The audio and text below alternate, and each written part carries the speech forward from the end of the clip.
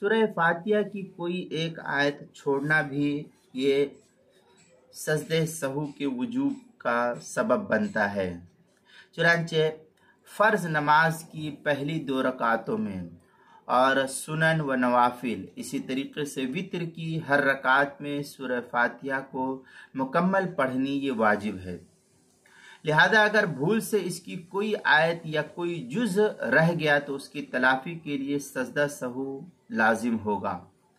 ہاں، البتہ اگر فرض کی آخری 2 رکعتوں میں پوری سورہ فاتحہ یا اس کا کوئی جز نہیں پڑھا تو اس کی وجہ سے سجدہ سہو کا وجوب نہیں ہوگا۔ چنانچہ فتاوی شام کے اندر ہے لیکن فی المجتبی یسجد بترک آیت منہا وہو اولا در مختار۔ پھر آگے فتاوی شامی میں وذکر الآیہ تمثیل لا تقید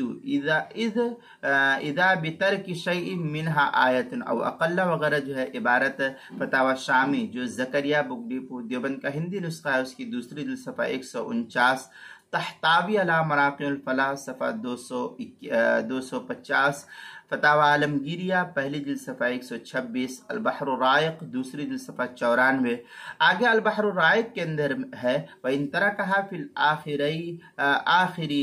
فِي الْأُخْرَيَيْنِ لَا يَجِبُ إِن كَانَ فِي الْفَرْدِ وَإِن كَانَ فِي النَّفْلِ أَوِ الْوِتْرِ وَجَبَ عَلَيْهِ لِوُجُوبِهَا فِي الْكُلِّ۔ یہ البحر الرائق جو سرکی روڈ بلوچستان مکتبہ رشیدیہ کا چھپا ہوا نسخہ ہے اس کی دوسری جلد صفحہ 94 کتاب المسائل اس کی پہلی جلد صفحہ 328 اور 329 پر اس کو نقل کیا گیا ہے۔